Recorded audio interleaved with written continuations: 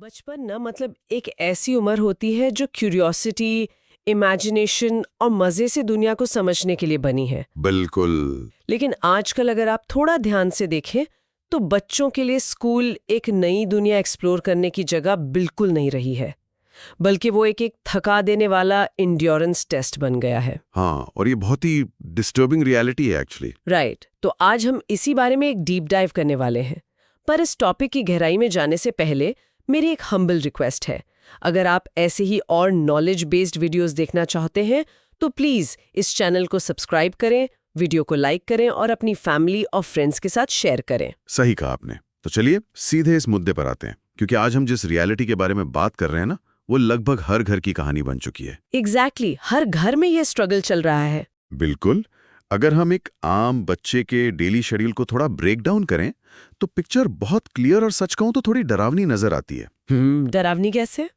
देखिए, एक नॉर्मल दिन में बच्चा सुबह उठकर कम से कम 6 से 7 घंटे स्कूल में बिताता है। राइट। वहां से आने के बाद थोड़ा रेस्ट मिलता है और फिर अगले 1-2 घंटे होमवर्क में निकल जाते हैं और उसके तुरंत बाद ट्यूशन क्लासेस। हाँ, ट्यूशन या कोचिंग का सिलसिला शुरू हो जाता है जो रात तक चलता है। एग्जैक्टली। अगर हम इन सभी घंटों को जोड़ देना तो एक आम बच्चा दिन के 10 से 12 घंटे सिर्फ और सिर्फ एकेडमिक वर्क में बिता रहा है। बाप रे, 10 से 12 घंटे? हाँ, तो आज का सबसे बड़ा और जरूरी सवाल वही है, क्या हम सच में अपने बच्चों को एडुकेट कर रहे हैं या हम उन्हें कंप्लीटली एग्जॉस्ट कर रहे हैं? Okay, let's unpack this. क्योंकि जब आप 10 से 12 घंटे बोलते हैं ना, तो मुझे एक चीज स्ट्राइक करती है। ये तो लगभग एक अडल्ट के ऑफिस वर्किंग आवर्स से भी ज्यादा हो गया। बिल्कुल, उससे भी ज्यादा है। आई मीन, इमेजिन करिए एक ऐसी जॉब जहां आप 12 घंटे डबल शिफ्ट में काम कर रहे हैं। ना आपको कोई ढंग का कॉफी ब्रेक मिलता है, ना कोई सैलरी मिलती है, और ना कोई छुट्टी। राइट। आपका कोई एचआर डिपार्टमेंट भी नहीं है जहां आप कंप्लेन कर सकें। और ऊपर से हर हफ्ते आपका एक नया परफॉर्मेंस रिव्यू होता है, यानी आपका एग्जाम होता है। ये कॉर्पोरेट एम्प्लॉय वाली एनालॉजी बिल्कुल फिट बैठती है सिचुएशन पर, है ना? सुनने में ही ये किसी अडल्ट के लिए इलीगल और एग्जॉस्टिंग लगता है, पर हम वही एग्जैक्ट चीज एक 10-12 साल के बच्चे से एक्सपेक्ट कर रहे हैं। एग्जैक्टली। और पता है, हम अडल्ट्स अपने 8-9 घंटे के ऑफिस टाइम में भी कई बार ब्रेक्स लेते हैं। हम उठकर थोड़ा चल लेते हैं। हाँ, कॉफी ले आते हैं या कलीग से बात कर लेते हैं। सही बात है। या बस स्क्रीन से नजर हटाकर थोड़ा रिलैक्स करते हैं। हमारा फोकस लगातार नहीं बना रह सकता। ट्रू। लेकिन हमारे एजुकेशन सिस्टम में हम क्या एक्सपेक्ट करते हैं कि एक बच्चा लगातार 6 घंटे डेस्क पर स्ट्रेट बैठा रहे, बिना हिले, हर टीचर को सुने और फिर घर आकर भी वही फोकस मेंटेन करें। और यहाँ पर हम ना एक बहुत बेसिक बायोलॉजिकल फैक्ट को पूरी तरह इग्नोर कर रहे हैं। कौन सा फैक्ट? ये कि एक अडल्ट ब्रेन और एक डेवलपिंग चाइल्ड ब्रेन में जमीन आसमान का फर्क होता है। Okay, but let me challenge that for a second. हाँ, बोलिए। अगर हम स्ट्रिक्टली इंडिया के कॉन्टेक्स्ट में बात करें तो हम एक हाईली कंपेटिटिव एनवायरनमेंट में रहते हैं। 1.4 बिलियन लोग हैं, हर जगह कंपटीशन है, That's true. इंटेंस ग्राइंड है। ये जरूरी नहीं है, मेरा मतलब है अगर हमें टॉप टेक कंपनीज के सीईओज और ब्रिलियंट इंजीनियर्स प्रोड्यूस करने हैं तो क्या ये 12 घंटे की मेहनत उन्हें टफ और रेजिलिएंट नहीं बनाती? ये एक्चुअली एक बहुत ही कॉमन मिसकंसेप्शन है। हमें लगता है कि प्रेशर से रेजिलियंस बनती है, पर न्यूरोबायोलॉजी कुछ और ही कहती है। अच्छा, तो बायोलॉजी क्या कहती है इस बारे में? देखिए, एक बच्चे का ब्रेन, खास तौर पर उसका प्री फ्रंटल कॉर्टेक्स जो लॉजिक, डिसीजन मेकिंग और प्रॉब्लम सॉल्विंग हैंडल करता है, वो अभी डेवलप हो रहा होता है। ओके। जब आप एक डेवलपिंग ब्रेन को लगातार 12 घंटे एक रिजिड हाइपोफोकस्ड एकेडमिक एनवायरनमेंट में रखते हैं बिना किसी मेंटल ब्रेक के, तो वो रेजिलियंस नहीं बनाता, वो क्रॉनिक स्ट्रेस बिल्ड करता है। Oh wow, chronic stress. हाँ, और यहाँ पर केमिकल्स का बहुत बड़ा रोल आता है। स्ट्रेस के वक्त ब्रेन में कॉर्टिजोल नाम का हार्मोन रिलीज होता है। Right, stress hormone. एग्जैक्टली। जब ब्रेन में कॉर्टिजोल का लेवल लगातार हाई रहता है तो वो एक्चुअली नए न्यूरल कनेक्शंस बनने से रोकता है। It literally blocks memory formation. Wait, hold on. आप कह रहे हैं कि लगातार पढ़ाने से और प्रेशर डालने से बच्चा ज्यादा सीखने के बजाय साइंटिफिकली कम सीख रहा है? एग्जैक्टली। क्योंकि लर्निंग सिर्फ इन्फॉर्मेशन को आंखों के सामने रखने से थोड़ी होती है। राइट। लर्निंग तब होती है जब ब्रेन उस इन्फॉर्मेशन को प्रोसेस और स्टोर करता है, और ब्रेन को इन्फॉर्मेशन प्रोसेस करने के लिए डाउन टाइम यानी रेस्ट और प्ले की बहुत जरूरत होती है। ये तो बहुत बड़ा रेवलेशन है। तो अगर ह्यूमन बायोलॉजी इस तरह से काम करती है तो क्या दुनिया में कोई ऐसी जगह है जो इस बायोलॉजी को एक्चुअली फॉलो कर रही हो? बहुत सारी जगहें हैं। क्योंकि हमारा सिस्टम तो लगता है इसके बिल्कुल ऑपोजिट डायरेक्शन में भाग रहा है। सही कहा। पर अगर आप दुनिया के बाकी देशों को देखें तो उनके रिजल्ट्स हैरान करने वाले हैं। अगर हम फिनलैंड का एग्जाम्पल लें। हाँ, फिनलैंड का एजुकेशन सिस्टम तो बहुत फेमस है। बिल्कुल।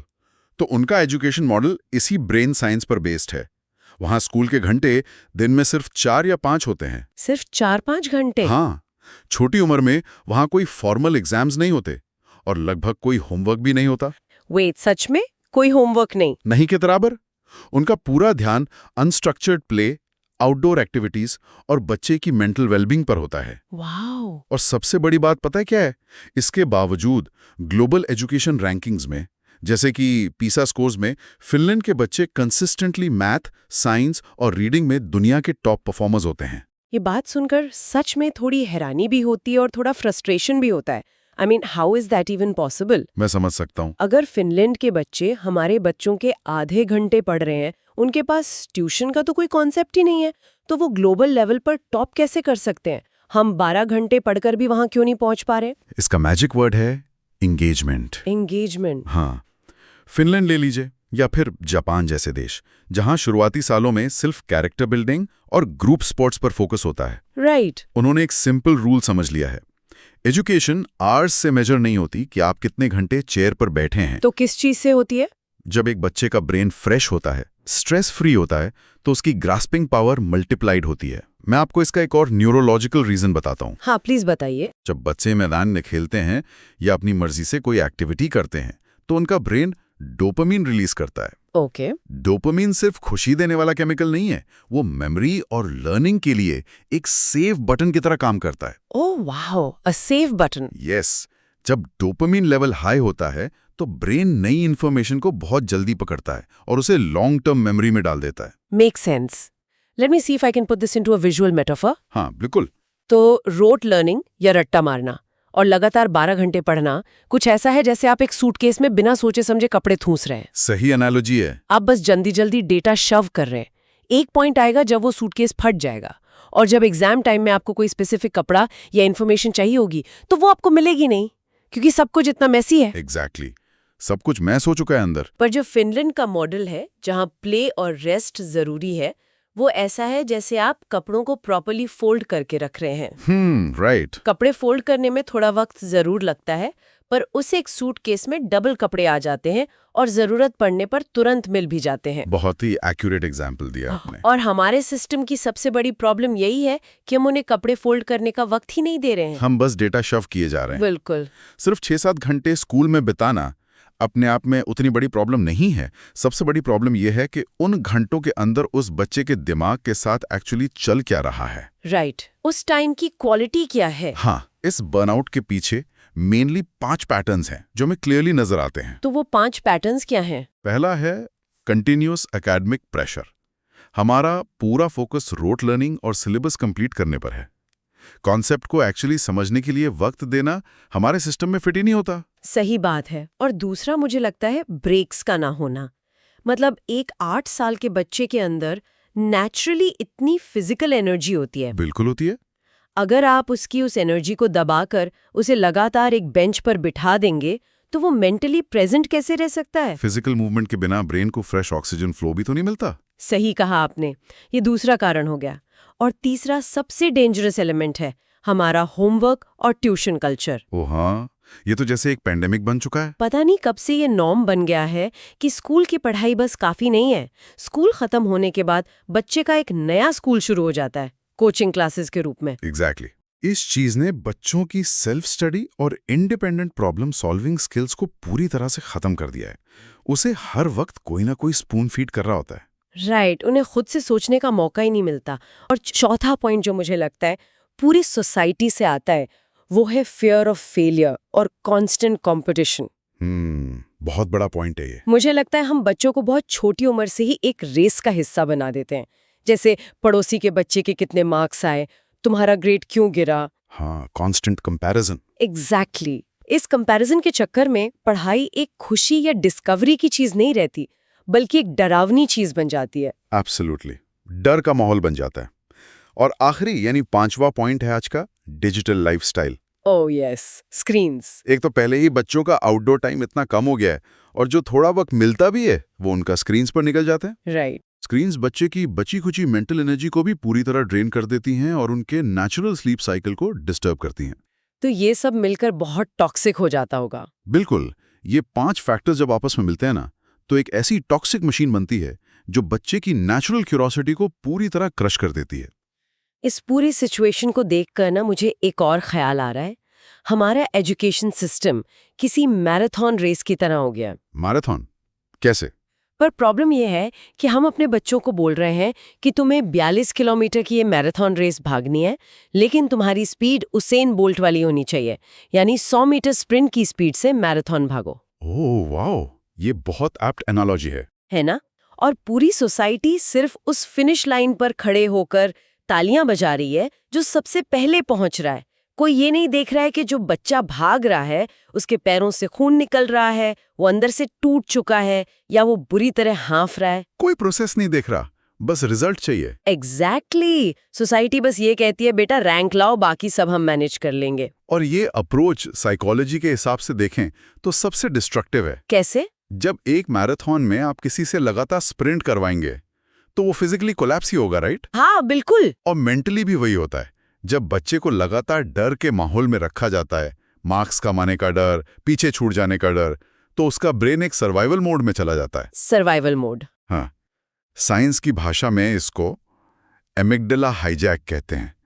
डर के वक्त ब्रेन का इमोशनल सेंटर इतना एक्टिव हो जाता है कि वो लॉजिकल और क्रिएटिव प्रीफ्रंटल कॉर्टेक्स को शट डाउन कर देता है। माय गॉड, यानी वो लॉजिक यूज ही नहीं कर पाते। बच्चा एक्चुअली सोच ही नहीं पाता, वो सिर्फ उस डर से सर्वाइव करने की कोशिश कर रहा होता है और इसलिए वो रट्टा मारता है ताकि बस एग्जाम में लिखकर अपनी जान बचा सके। So what does this all mean for their future? हम इस साइकोलॉजिकल प्रेशर की एक्चुअली कितनी बड़ी कीमत चुका रहे हैं? अगर वो बस सर्वाइव कर रहे हैं तो इसका उनकी आगे की जिंदगी पर क्या असर पड़ने वाला है? कीमत बहुत भारी है।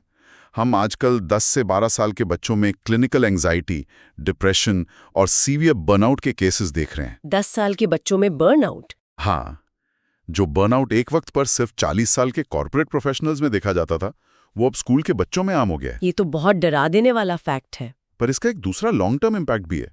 उनकी नेचुरल क्यूरियोसिटी, नई चीजों को समझने की इच्छा, वो सब मर चुकी है। जब वो पढ़ाई का नाम सुनते हैं तो उन्हें सिर्फ बर्डन और स्ट्रेस याद आता है। राइट। और अगर हम आने वाले 10 या 15 सालों की बात करें ना, तो फ्यूचर सिर्फ रट्टे हुए मार्क्स से नहीं चलने वाला। स्पेशली अब जब एआई आ गया है। एग्जैक्टली। एआई और कंप्यूटर्स रोट लर्निंग में इंसानों से 1000 गुना बेहतर है। कोई भी थियरी एग्जाम पास करना आज एआई के लिए सेकंड्स का काम है। सही बात है, चैटबॉट्स तो सब आंसर दे देते हैं। तो आने वाले वक्त में वही इंसान आगे बढ़ेगा जिसके पास क्रिएटिविटी है, कॉम्प्लेक्स प्रॉब्लम सॉल्विंग स्किल्स हैं और एम्पैथी है। और ये ऐसी चीजें हैं जो आप किताबों को रट्टा मारकर नहीं सीख सकते। बिल्कुल नहीं। ये तब आती हैं जब दिमाग शांत हो, क्यूरियस हो और नए आइडियाज को कनेक्ट करने के लिए आजाद हो। I completely agree with this philosophy.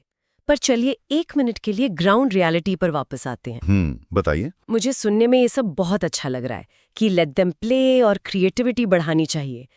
लेकिन मान लीजिए मैं एक पेरेंट हूँ जो ये डीप डाइव सुन रहा है। राइट। मेरा बच्चा 8th स्टैंडर्ड में है।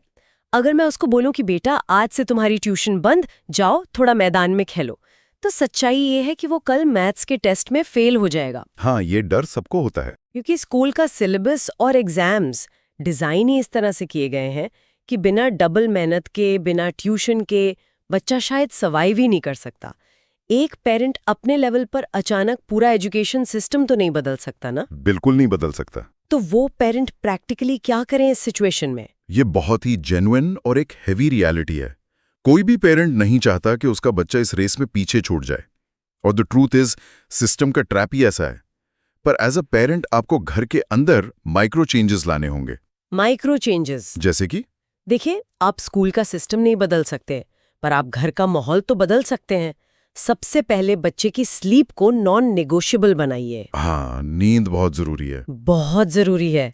एक वेल रेस्टेड दिमाग 1 घंटे में उतना सिलेबस आराम से कवर कर सकता है जिसमें एक एग्जॉस्टेड दिमाग को 3 घंटे लगेंगे। Wow, that makes a lot of sense. दूसरा चेंज, उसके दिन में कम से कम 1 घंटा अनस्ट्रक्चर्ड प्ले का होना जरूरी है। अनस्ट्रक्चर्ड मतलब जिसमें कोई रूल ना हो। एग्जैक्टली, जिसमें कोई रूल्स ना हो, कोई एडल्ट उन्हें कोच ना कर रहा हो, वो थोड़ा बोर हो और खुद सोचे कि उसे एक्चुअली क्या खेलना है। राइट। अगर बच्चा रात को 9 बजे थका हुआ घर आता है तो उस एक्स्ट्रा 1 घंटे की रिवीजन उसके ग्रेड्स नहीं बढ़ाएगी, बल्कि उसका स्ट्रेस लेवल और बढ़ाएगी। सही बात है। पेरेंट्स को ये फिल्टर बनना पड़ेगा जो बाहर के टॉक्सिक प्रेशर को घर के अंदर आने से रोके। बच्चे को ये पूरा भरोसा होना चाहिए कि उसके पेरेंट्स उसकी वैल्यू उसके रिपोर्ट कार्ड के मार्क्स से नहीं नापते। ये एक बहुत पावरफुल शिफ्ट इन माइंडसेट है।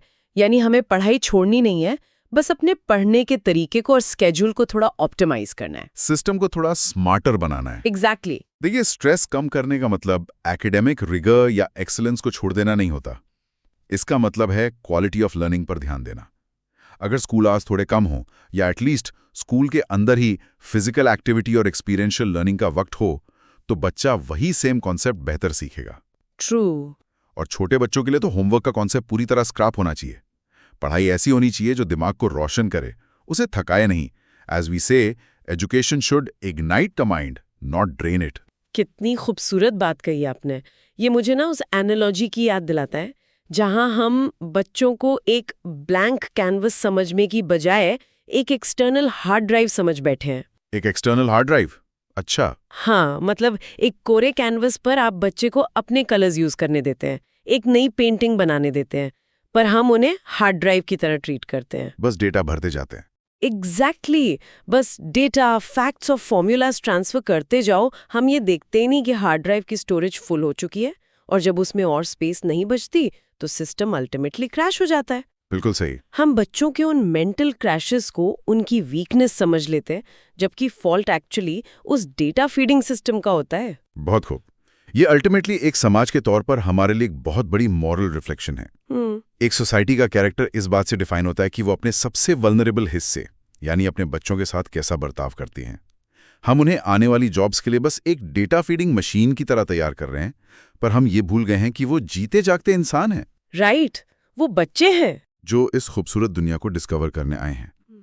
अगर हम उनकी बचपन की आज़ादी और उनकी खुशी छीन कर उन्हें सिर्फ और सिर्फ एग्जाम्स के लिए तैयार कर रहे हैं, तो एक एग्जॉस्टेड और डर से भरी हुई जनरेशन कभी भी एक बोल्ड और इनोवेटिव दुनिया नहीं बना पाएगी।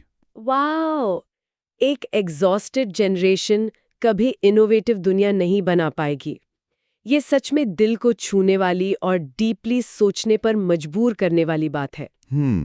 एब्सोल्युटली। अगर हम आज के इस गहरे डिस्कशन को रैप अप करें, तो एक ऐसी सच्चाई सामने आती है जिसे नजरअंदाज करना अब लगभग नामुमकिन है। सही बात है। बचपन जिंदगी में लौट कर नहीं आता। अगर हम उनके हर एक दिन को, उनके हर एक फ्री घंटे को किसी ना किसी एकेडमिक गोल से बांध देंगे, तो शायद शॉर्ट टर्म में उनके टेस्ट स्कोर्स बहुत अच्छे आ जाएं, शायद वो स्कूल बोर्ड में टॉप भी कर लें। लेकिन लॉन्ग टर्म में हम क्या खो रहे हैं? हम बहुत कुछ खो रहे हैं। हम उनकी क्रिएटिविटी, उनके चेहरे की जेन्युइन खुशी और उनकी मेंटल हेल्थ की बहुत भारी कीमत चुका रहे हैं। तो आखिर में आज हम आप सभी के लिए एक थॉट छोड़कर जा रहे हैं। बिल्कुल। 1 मिनट निकालकर अपने आसपास के बच्चों को देखिए और खुद से ये सवाल पूछिए, क्या हमारे स्कूल्स और हमारा ये इंटेंस लाइफस्टाइल बच्चों को आगे आने वाली जिंदगी को जीना सिखा रहा है, या फिर उन्हें सिर्फ एग्जाम्स पास करने की मशीन बना रहा है? ये एक बहुत जरूरी सवाल है। ये एक ऐसी कॉन्वर्सेशन है जो सिर्फ हमारे बीच नहीं रहनी चाहिए। आपके हिसाब से आजकल के बच्चों का स्कूल शेड्यूल कैसा होना चाहिए? कमेंट सेक्शन में अपनी राय जरूर बताएं, क्योंकि रियल बदलाव ऐसी ही चर्चाओं से शुरू होता है। बिल्कुल, आपके व्यूज का इंतजार रहेगा। As you have watched full video, आप यहाँ तक आए गए हैं, तो जाने से पहले please subscribe to the channel to get such useful and informative videos notification.